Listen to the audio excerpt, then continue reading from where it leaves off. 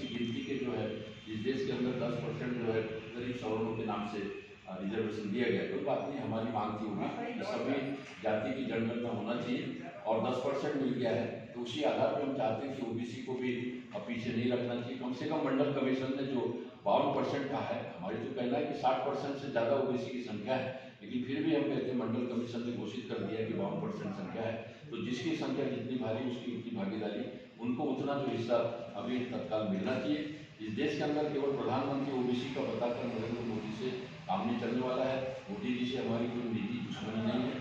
हम चाहते हैं कि इस देश के अंदर उसको मोहरा बनाकर जो है ओबीसी का, आदिवासियों को, पिछड़े वर्गों को, इस देश के अंदर जो उन वर्गों को गुलाम और लाचार बनाने की जो साजिश रची जा रही है, उसमें धर्म का जो लेबल लगाया जा रहा है, इसके खिलाफ हमारी लड़ाई है।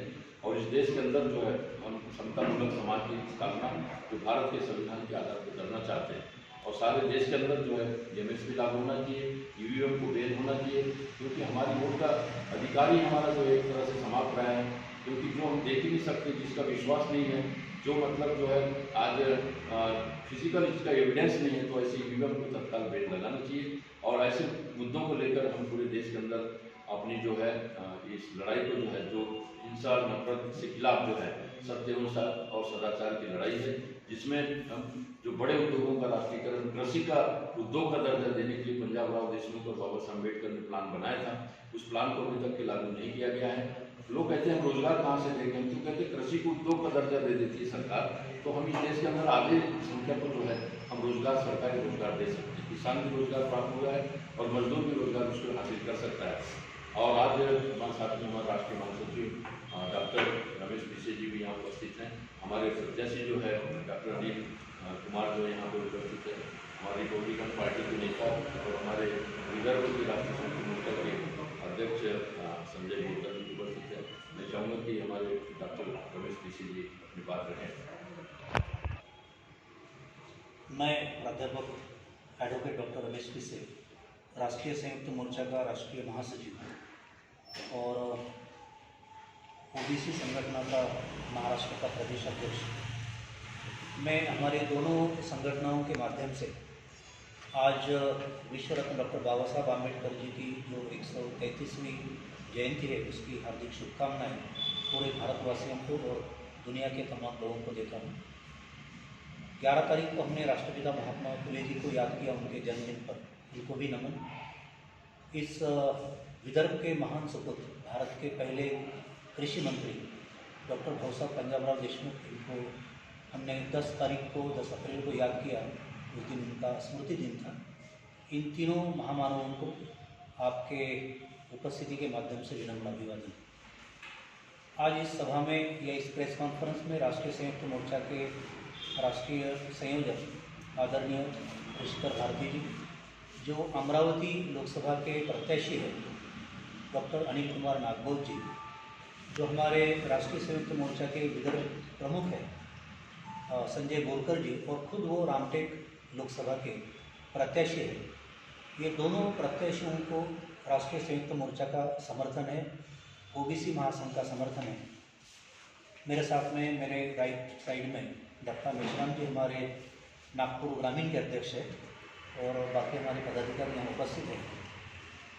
दो बड़ी ताकतें इस 2024 के चुनाव में आपस में टकरा रही हैं। एक है एनडीए और दूसरा है इंडिया। अब ये एनडीए और इंडिया होते हुए राष्ट्रीय संयुक्त मोर्चा ने अनिल नागबोध, संजय बोरकर जी और काफ़ी कुछ लोगों को अपने राष्ट्रीय संयुक्त मोर्चा जो एक सोशल फ्रंट है लेकिन पॉलिटिकल सूझबूझ रखता है और जान रखता है, उन्होंने क्यों समर्थन दिया। तो ये दोनों जो एनडीए और इंडिया है, इनका अगर हमने पास देखे तो ये संविधान खतरे में है, मुस्लिम खतरे में है, हिंदू खतरे में है, ओबीसी खतरे में है, ये कह के सिर्फ और सिर्फ लोगों को गुमराह करते हैं। हमारा कहना ये है कि जिस विश्व रत्न डॉक्टर बाबा साहब आम्बेडकर ने संविधान दिया, उस संविधान की सही मानों में 100% जो उसका इम्प्लीमेंटेशन है, ना वो कांग्रेस ने किया 60 सालों में और ना ही कुछ सालों में 10 साल पिछले और उसके पहले के भी 5 साल अटल बिहारी जी के पंतप्रधान कार्यकाल में इस संविधान की जिस प्रकार से इम्प्लीमेंटेशन होना चाहिए था वो नहीं हुई। इसलिए हमें लगता है कि ये सिर्फ हम जाए तो आप आए और आप जाए तो फिर दूसरे वापस आए, किसी भी थर्ड फ्रंट का इनको रोल मान्य नहीं है। जो सोच बाबा साहब आम्बेडकर की थी कि इस देश में वंचित जो वर्ग है उसकी एक अपनी आवाज़ है, उनकी एक समस्या है, उस समस्याओं को लेके हम मैदान में उतरे हैं।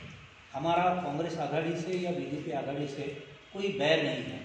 हमारा अगर बैर किसी से है तो आप संविधान को मानते नहीं, दोनों ने भी संविधान की धज्जियाँ उड़ाने में कसर नहीं छोड़ी। अभी कांग्रेस जो कहती है कि भी हम संविधान की जो भी ज़रूरतें हैं वो पूरी करेंगे, लेकिन जब आपके हाथों में सरकार थी तब आपके तरफ से वो कोशिश नहीं हुई, ये हमारी नाराज़गी है। वर्तमान जो केंद्र में बीजेपी की सरकार है, जो आरएसएस चलाती है, उनसे तो हम काफ़ी खफा है। ना आपने जात न्याय जनगणना की, ना रोजगार दिया, ना लोगों को खुशहाली दी, ना आपने महिला सशक्तिकरण किया, ना आपने महिलाओं की सुरक्षा की। आप हर मामले में अगर फेल हो तो यहाँ पे फिर राष्ट्रीय संयुक्त मोर्चा जो फुले शाह अम्बेडकर शिवराय जी के विचारों पे चलता है, उनको इस मैदान में आना हमने लाजमी समझा। और हम ये मानते हैं कि जो संविधान की सोच रखने वाले लोग हैं वो डेफिनेटली अनिल कुमार नागभोज जी, संजय बोरकर जी, इनके उम्मीदवारी को अपना समर्थन देंगे।